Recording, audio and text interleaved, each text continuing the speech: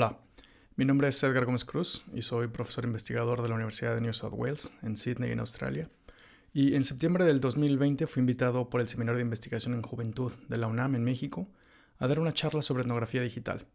Como ven, en mi presentación lo digital no es parte del título y más tarde explicaré por qué. Como siempre, comienzo por situar mi conocimiento.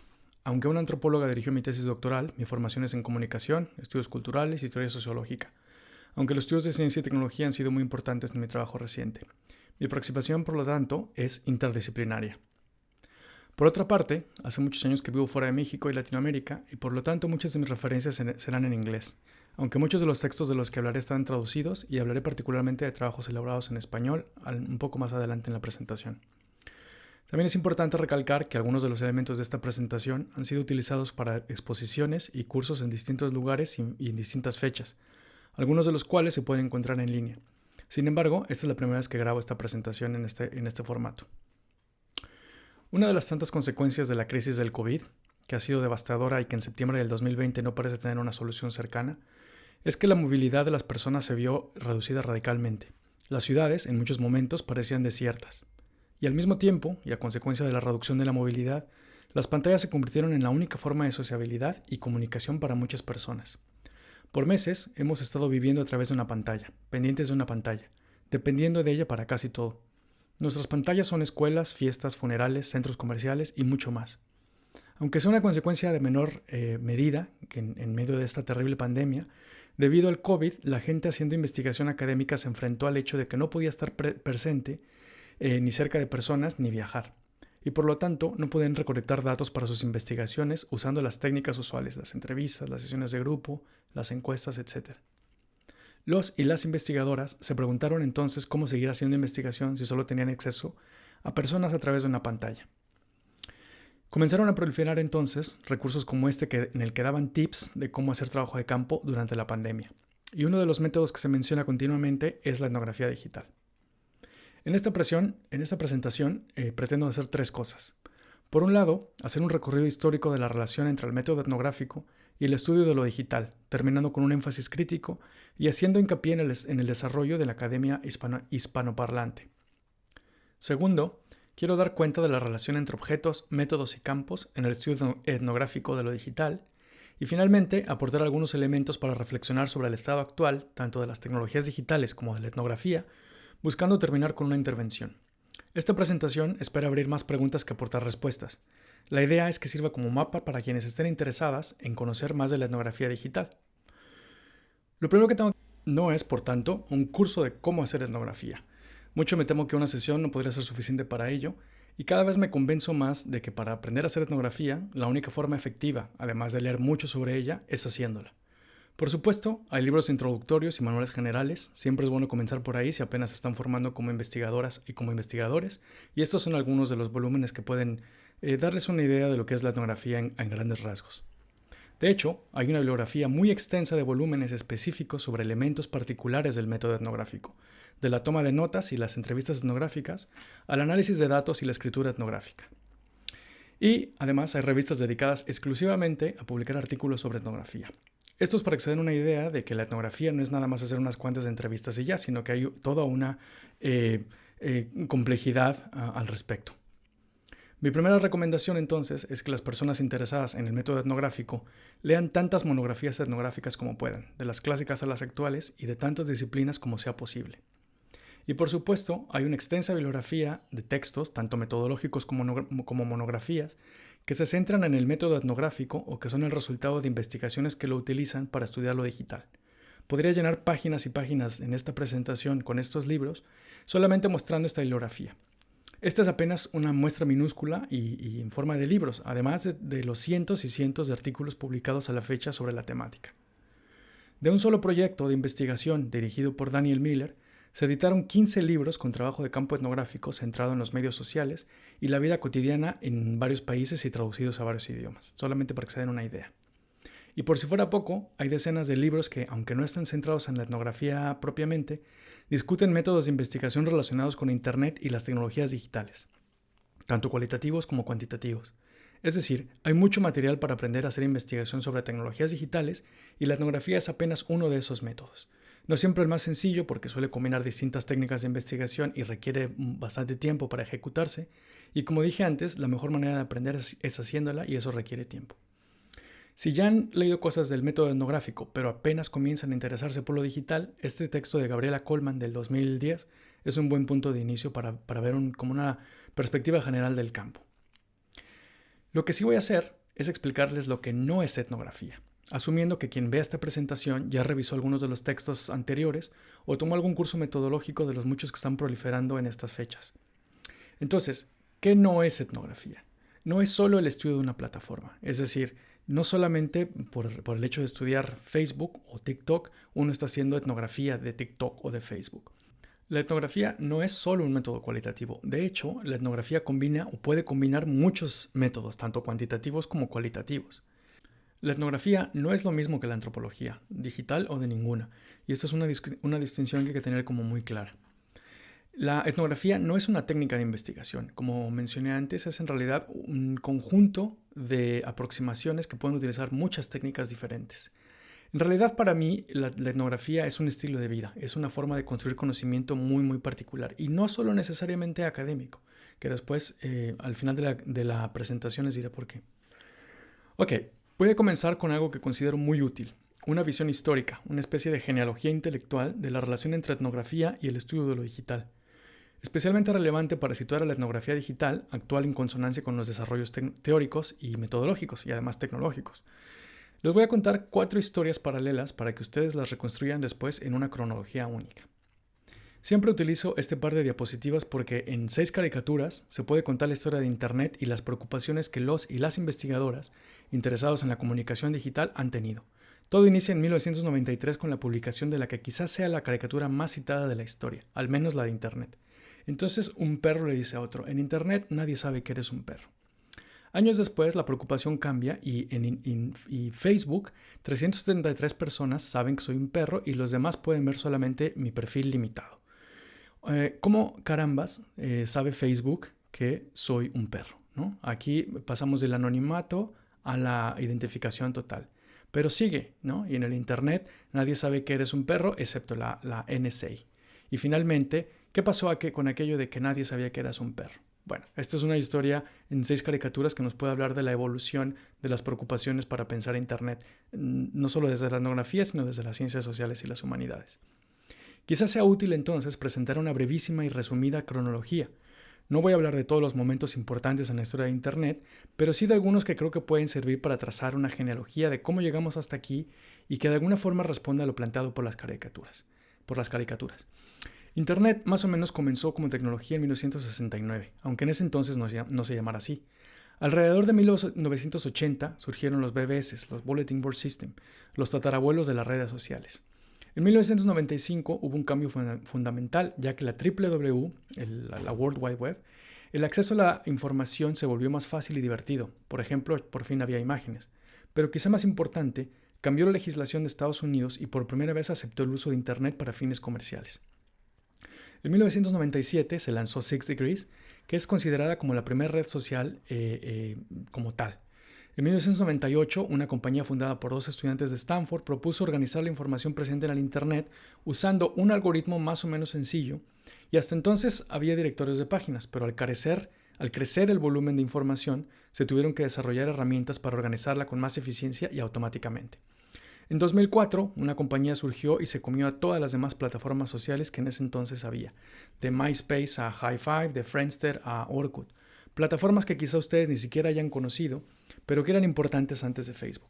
Un año después, en el 2005, se lanzó YouTube, que de alguna forma enarboló todo lo que se llamaba la Web 2.0, ¿no? La web social. En el 2006 llega el pináculo de todo este momento cuando la revista Time, que cada año escoge a la persona más importante, puso en su portada la persona más importante del año eras tú. Un genérico tú que indicaba a todas las personas que con su participación, y entre comillas, controlaban la era de la información. Bienvenido a tu mundo, apuntaba la portada con una computadora con la ventana de YouTube. Era la web social, la web 2.0. Sin embargo, la luna de miel terminó en 2013, cuando Edward Snowden le dijo al mundo que todas estas herramientas fabulosas estaban sirviendo para algo más que crear una comunidad, hacer una cultura participativa o democratizar el conocimiento. estaban sirviendo para vigilar a la población. Y en el 2007, el escándalo de Cambridge Analytica destapó que no solo estas plataformas podían servir para espiar, sino además para crear una realidad a medida y de esta forma manipularla. Bueno, una vez que situamos a muy grandes rasgos una cronología de las tecnologías, ahora déjenme contarles la historia de los conceptos utilizados para estudiar los fenómenos que las cruzaban. Propongo iniciar el recorrido en 1984, un año icónico por el título del libro de George Orwell y porque fue el año en el cual Apple lanzó la Macintosh con un comercial dirigido por Ridley Scott, este pequeño GIF que estamos viendo, consolidando así el uso de las computadoras personales. En 1984 se publicó también un libro llamado Neuromante. En este libro, William Gibson, un canadiense, su escritor contaba la historia de una especie de rebelde solitario que se conectaba a través de una red electrónica a un mundo separado, lo que Gibson llamó ciberespacio, y que definió como una alucinación consensual experimentada diariamente por billones de legítimos operadores, en todas las naciones, por niños a quienes enseña altos conceptos matemáticos, una representación gráfica de la información abstraída de los bancos de todos los ordenadores del sistema humano, una complejidad inimaginable. 1984.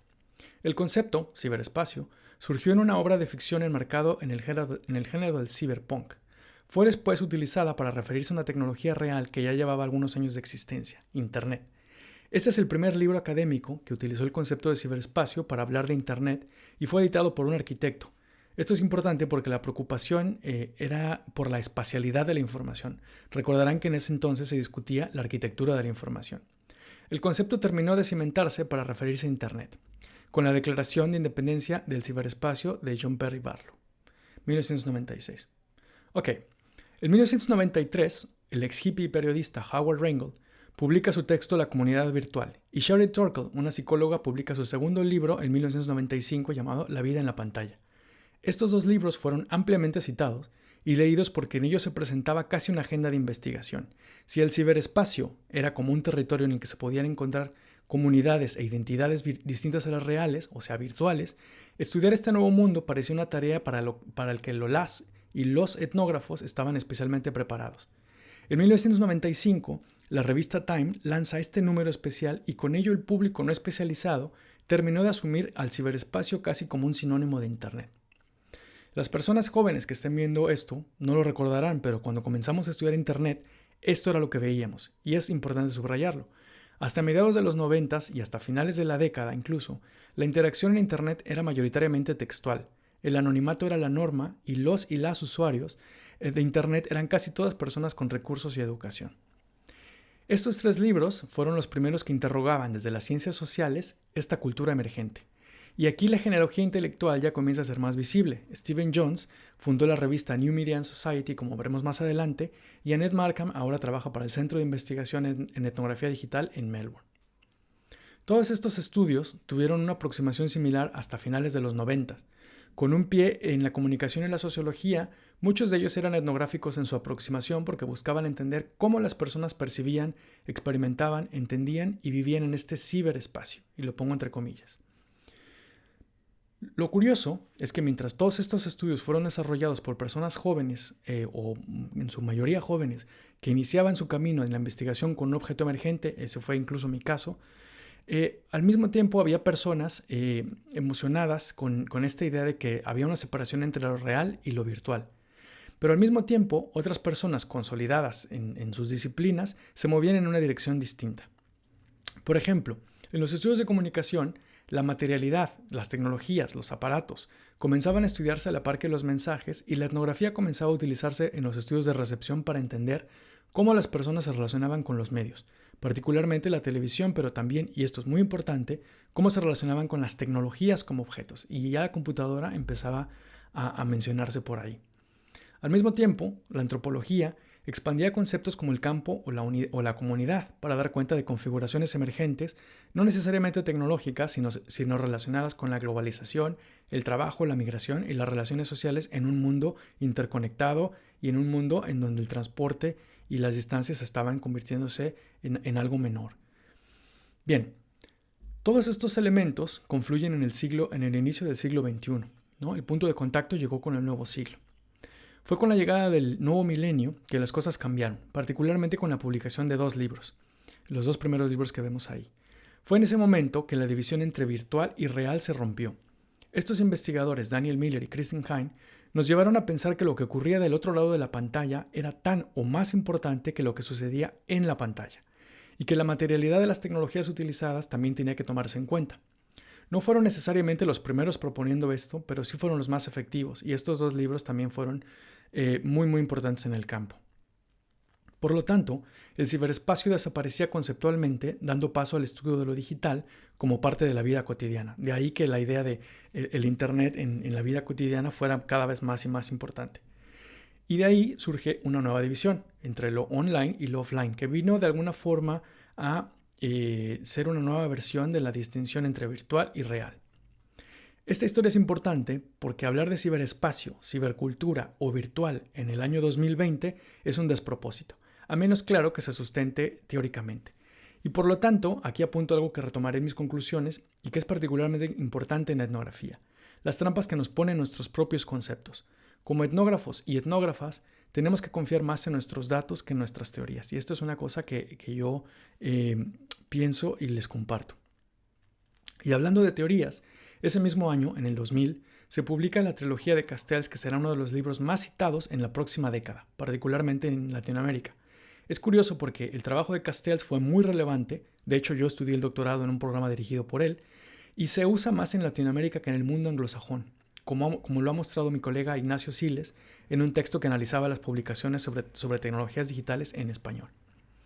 Ok, esta genealogía conceptual que les acabo de contar puede leerse con más detalle en un libro que publiqué en el 2007 y que se puede descargar siguiendo este código.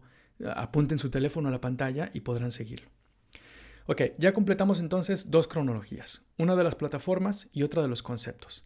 Es momento de hacer el mismo recorrido histórico, pero esta vez hablando de las metodologías. Pero para ello necesitamos hacer una distinción importante antes de empezar con eso. Tenemos que distinguir, cuando hablamos de la investigación sobre lo digital, entre lo digital como objeto, como campo o como método. Explico brevemente esto. Lo digital como objeto se refiere al tener a las tecnologías digitales como la pregunta central que queremos responder con nuestra investigación. Por ejemplo, los usos de ciertas tecnologías o economía política, las prácticas que los cruzan o las culturas y rutinas tecnológicas que se forman a través de ella. Algunos ejemplos de preguntas con un objeto digital. ¿Cómo y para qué usan Zoom los maestros de educación primaria en México? ¿Cómo se presenta la propaganda política en Facebook? ¿Cómo construyen su identidad a través de los selfies las adolescentes en Medellín? ¿Qué impacto tiene la cultura influencer en el consumo de maquillaje? ¿O cómo utilizan las mamás recientes las apps de cuidado de bebés? Si se fijan, todas las preguntas tienen como objeto central la pregunta sobre las tecnologías. Ahora bien, la clave de lo que quiero expresar en este momento es que se puede estudiar lo digital con objetos y técnicas tradicionales de investigación, es decir, no digitales. Por ejemplo, haciendo una encuesta a los profesores en sus casas, analizando semióticamente la publicidad, haciendo una observación participante y entrevistas con los adolescentes, entrevistando influencers y sus seguidores y seguidoras, o pidiéndoles a las personas que escriban un diario sobre sus prácticas. En pocas palabras, se puede hacer investigación clásica de objetos digitales. Por otro lado, podemos pensar a lo digital como campo, es decir, el lugar en donde llevamos a cabo nuestra investigación, no en el sentido físico, sino de observación y recolección de datos. Aquí la ecuación se invierte de alguna forma y podemos hacer etnografías con temas más tradicionales, pero recopilando datos en plataformas digitales. Por ejemplo, cómo se expresa la identidad indígena en Facebook, cuáles son las rutinas de trabajo de las personas que trabajan para Uber o qué tipo de relaciones de poder existen en Tinder.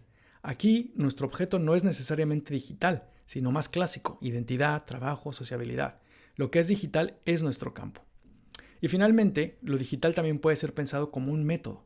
En estricto sentido, casi todas las investigaciones contemporáneas tienen algún elemento digital, desde las búsquedas en Google Scholar hasta aplicar cuestionarios o entrevistas en línea.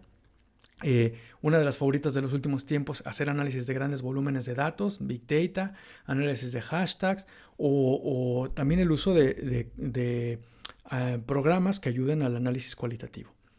El COVID, como lo dije al principio de la presentación, ha acelerado la necesidad de usar herramientas digitales para recolectar, analizar y presentar los datos de una investigación. Pero nuevamente, la clave es que no necesariamente por hacer entrevistas en línea se está haciendo una etnografía digital. Entonces, Es posible, y que sucede cada vez más, que las tres dimensiones sean parte de la investigación y las personas observen un objeto digital, por ejemplo los selfies, utilizando una serie de plataformas como campo, por ejemplo Instagram, TikTok, Facebook, y usando técnicas de recolección y análisis de datos digitales, por ejemplo extrayendo los hashtags automáticamente, analizándolos con un programa como Atlas-T o en vivo. Pero aquí hay una aclaración importante y incluso un estudio que cumpla los tres requisitos puede no ser etnográfico. ¿Y por qué es importante esta distinción?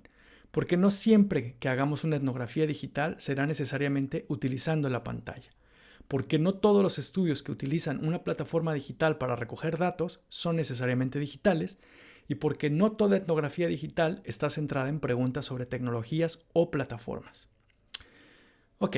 Varios colegas en este texto proponen 5 principios para explicar la etnografía digital. Una etnografía digital tiene que tener estos 5 principios. Tiene que tener multiplicidad, tiene que estar no necesariamente centrado en lo digital, como lo había dicho, tiene que tener apertura, tiene que tener un elemento importantísimo, reflexividad y ser no ortodoxo.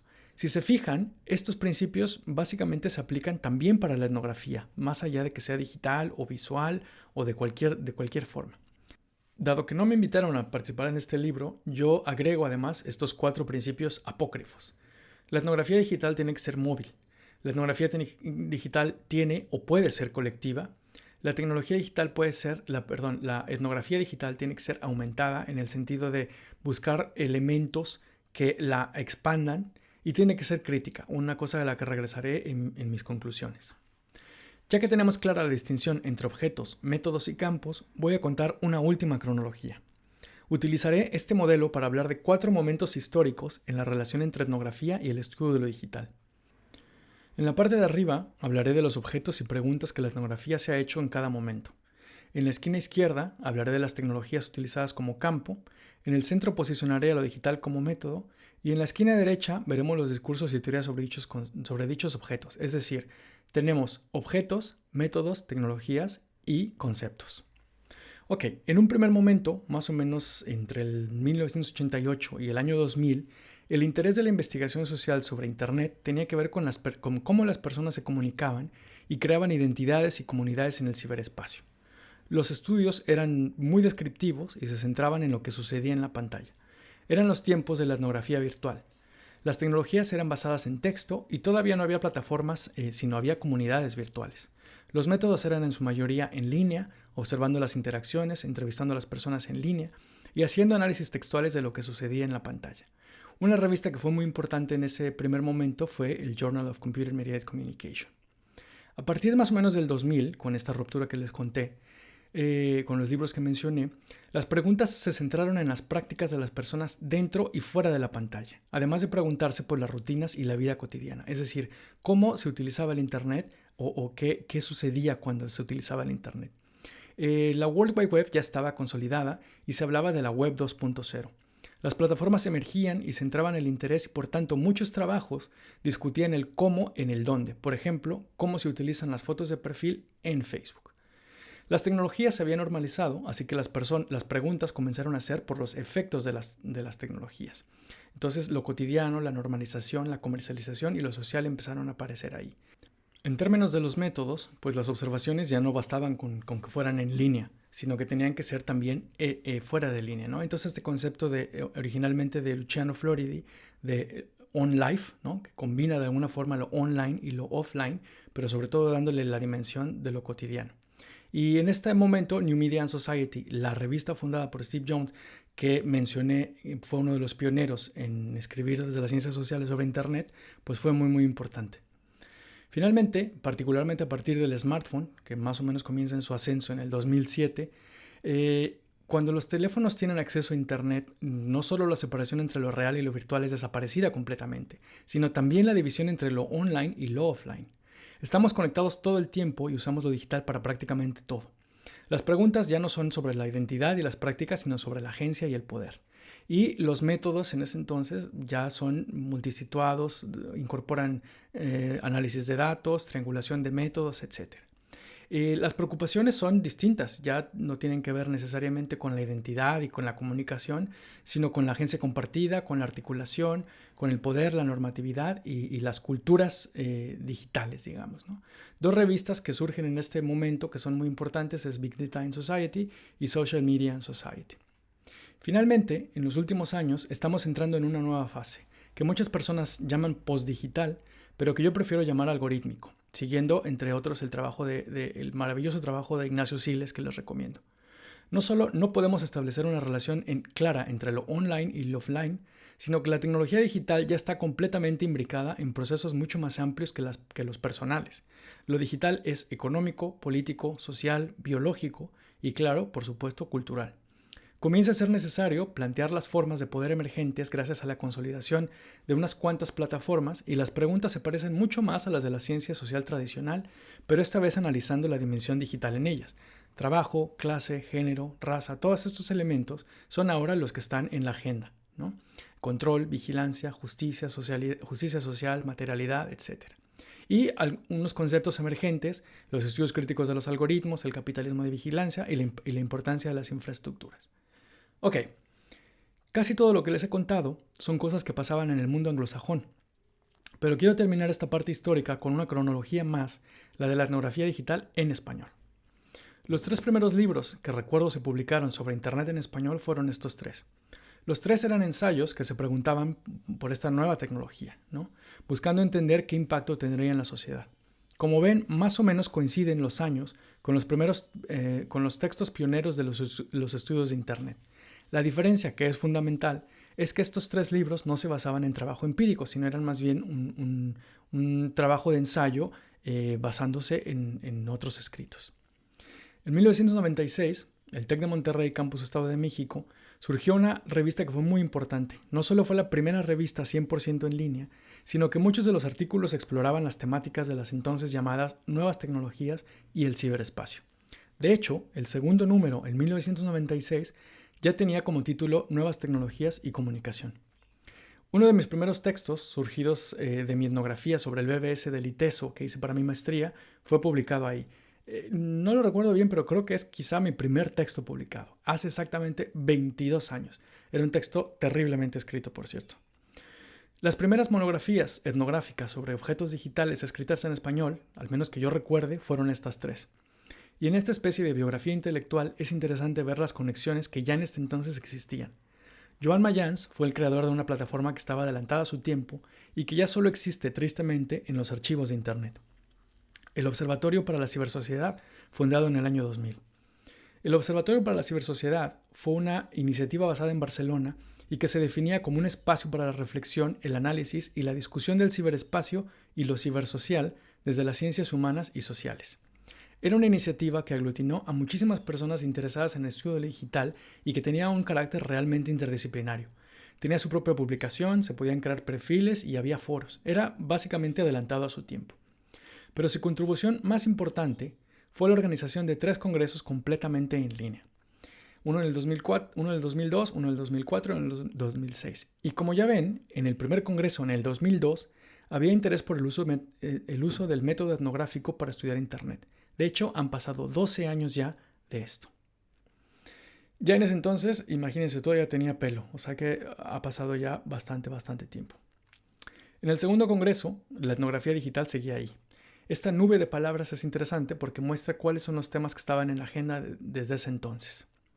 Y finalmente, en el momento cúspide del observatorio fue en el 2006 cuando se llevó a cabo el tercer congreso online. Con más de 4,000 personas inscritas, cientos de ponencias, eventos presenciales, foros de discusión y trabajos de campo. Créanme, este año que estuve participando, supongo que todos ustedes también estuvieron participando en congresos online que funcionaban más o menos bien. Tener un congreso de este tamaño y con este éxito, todo en español y en portugués, aunque había por ahí algunas personas que hablaban inglés, en el 2006 fue un logro titánico. Y como ven, junto con Elisenda Ardébol y Adolfo Estalella y Daniel Domínguez, organizamos un grupo de trabajo con el título Etnografías de lo Digital. Virtualis, una nueva revista que de alguna forma retoma el espíritu de Razón y Palabra para esta nueva época, publica constantemente textos que reflexionan sobre la etnografía digital también. Desde estos años hasta la fecha, se han publicado decenas de textos en español sobre la etnografía digital. En 2010 fundamos un grupo de Facebook en donde continuamente se organizan charlas, grupos de lectura, se publicitan textos y está pensado para que las personas interesadas en la etnografía digital en el mundo hispanoparlante tengan un espacio para poder aglutinarse. Una cosa que me resulta especialmente preocupante es que el número de textos monográficos, de monografías etnográficas sobre el mundo digital en nuestros países no ha crecido como se hubiera esperado. Hay más textos sobre lo que es la etnografía y cómo hacerla que textos que sean resultados del trabajo de campo etnográfico. Y esto es algo que tenemos que pensar colectivamente. Toda esta historia que les conté es para dejar claros 3 puntos. Por un lado, la investigación etnográfica sobre Internet lleva más o menos 30 años en la agenda. Por lo tanto, hay un camino recorrido que hay que conocer antes de empezar a hacer etnografía, de hacer etnografía digital. La etnografía ha pasado por distintos momentos, del estudio solo de los textos en la pantalla a etnografías multisituadas, multimodales, experimentales e innovadoras que buscan dar cuenta de las tecnologías digitales desde el punto de vista de personas, comunidades y colectivos, pero que son más ambiciosas en su alcance. Quizá haya llegado el momento en el que ya no necesitamos más el apellido digital y podemos simplemente hablar de etnografía. Lo que sí es seguro en el momento en el que estamos es que sí necesitamos una etnografía crítica y activista, y con esta idea terminaré mi presentación. Nos encontramos en un momento en el que la agenda más importante de estudios de Internet es una agenda crítica. Ya no parece suficiente con describir una cultura digital y mucho menos con celebrarla. Ha llegado el momento de intervenirla y transformarla. A pesar de que parece que vivimos en un mundo completamente digital, lo primero que tenemos que darnos cuenta es que hay muchas personas que todavía no están en línea y que lo estarán en los próximos años. Personas que además tienen un acceso restringido a distintos capitales económicos, sociales, educativos. Mientras que algunos de nosotros llevamos muchos años utilizando Internet y hemos visto su evolución, para muchas personas en el mundo, Internet será sinónimo de acceso a solo unas cuantas compañías. Y estas compañías están activamente haciendo todo lo posible para que haya nuevos usuarios y usuarias de Internet, disfrazándolo de buena voluntad y servicio público. Por lo tanto, apunto 4 elementos claves para una etnografía digital activista en la era de los algoritmos. La primera es mirar para abajo, particularmente importante en Latinoamérica. La etnografía tiene una responsabilidad con los invisibles, con las olvidadas, con los negados, con las abandonadas. Debemos ser partícipes en la construcción de nuevas formas de interrogar y utilizar lo digital que respondan a las necesidades de un mayor número de personas. Los estudios etnográficos descriptivos sobre lo que hacen los estudiantes en una universidad privada en una capital latinoamericana parecen menos relevantes ahora que otro tipo de estudios que tendríamos que estar pensando. Así como cada vez más nuestra agencia es distribuida, debemos pensar en una reflexividad distribuida y compartida. No solo se trata de colaborar más, que hasta ahora siguen siendo muy raras las etnografías colectivas, sino de reflexionar activamente sobre las tecnologías que utilizamos para construir conocimiento. Es un poco curioso que hagamos una investigación que critica Facebook como una plataforma del capitalismo de vigilancia utilizando Facebook. Es decir, tenemos que también distribuir nuestra reflexividad entre los aparatos que utilizamos. Tenemos que pensar, en un tercer punto, conectado con el primero, en contribuir activamente en una justicia social digital, particularmente importante en la época datalógica y del capitalismo de vigilancia, ¿no? de la colonización de datos. Necesitamos, al mismo tiempo, innovar cada vez más en nuestras metodologías, utilizando las herramientas, digitales o no, a nuestro alcance, pero también construyendo unas que respondan a nuestros objetos y campos y también a nuestras realidades, ¿no? Y finalmente, especialmente también en la era de la automatización de los datos y del Big Data, necesitamos una ética compartida y situada que posicione nuestra labor como investigadoras y como investigadores en un proyecto ético más allá del proyecto académico. Bueno, particularmente importante en estos tiempos aciagos, necesitamos una etnografía activista y, citando a mi amigo Adolfo Estalella, una etnografía experimental y que responda a la esperanza. Entonces tenemos que hacer otra vez la etnografía grande. Gracias. Podemos seguir la conversación por Twitter, en Instagram o por el grupo de etnografía digital en Facebook, que serán todos bienvenidos y bienvenidas. Y aquí está el enlace a mis textos por si le puede resultar útiles a alguien. Y seguimos la conversación.